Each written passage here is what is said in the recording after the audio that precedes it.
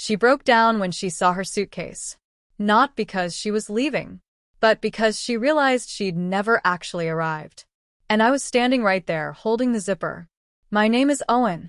I'm 38, a facilities planner for a university in Bloomington.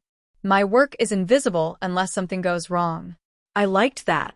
I like knowing how things fit together quietly. I lived with Mira for 4 years.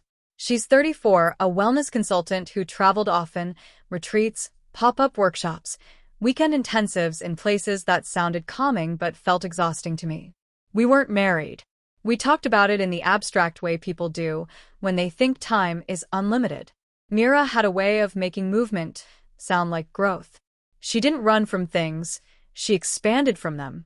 At least, that's how she explained it. When she told me she was going on a girls' reset weekend in Galena, I believed her because the lie fit her brand. She showed me the schedule. Yoga, silent breakfast, journaling by the river. She packed carefully. Folded linen dresses, a scarf I'd never seen, shoes she never wore around me. I offered to drive her to the station Friday morning. She hesitated, then said she'd already arranged a ride. Who's driving? I asked. A friend from the retreat, she said. It's easier. That was the first unresolved thing. Not suspicious, just unaccounted for. Later that night, she fell asleep early. Her phone buzzed once on the nightstand. Not a message preview, just a calendar alert. Depart. 6:30 a.m. I didn't touch her phone. I didn't need to. I went to the closet to grab a sweatshirt and noticed her suitcase already standing upright, zipped, by the door. It hadn't been there earlier. I stood there longer than necessary, staring at it like it might explain itself. I didn't sleep much.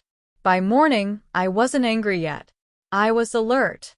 The way you get when something doesn't fit the floor plan. While Mira showered, I opened the suitcase. Not to snoop. To understand. Inside, everything was deliberate. Too deliberate for a retreat. 2 outfits I'd never seen. Cologne-sized toiletries, not the earthy stuff she usually packed.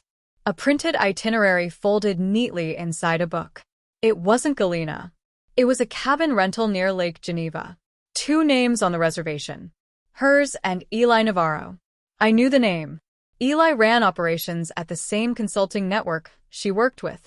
They'd been collaborating for months. He came up often in conversation, always framed as competent, helpful, married.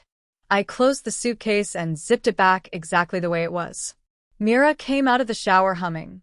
You okay? She asked. Yeah, I said. Just thinking about the weekend. She smiled. I'll miss you. I believed her. That was the worst part. I didn't confront her. I didn't argue facts. I did something else. I emailed the cabin host. Polite. Professional. Explained there'd been a booking error under my name. Asked for confirmation details.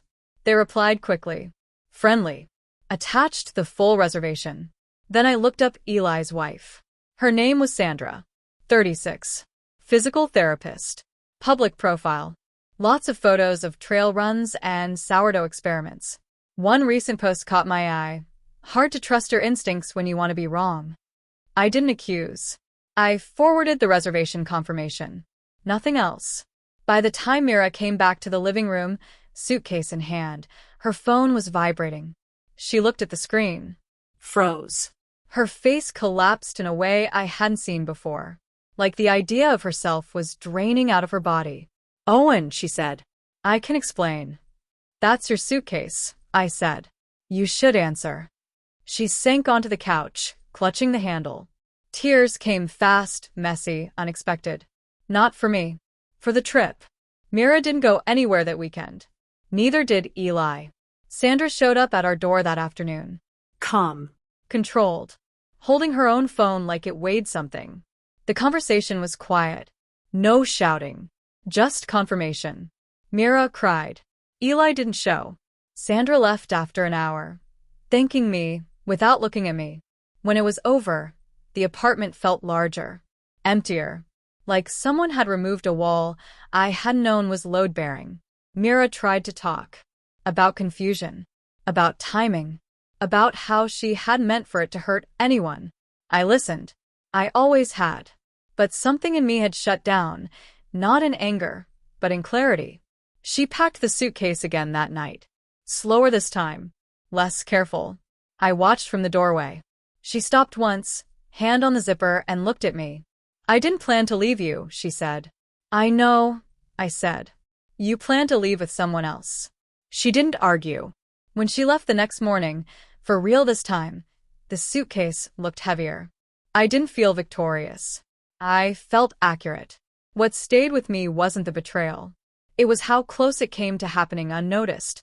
How easily a weekend could have rewritten everything if I'd looked away.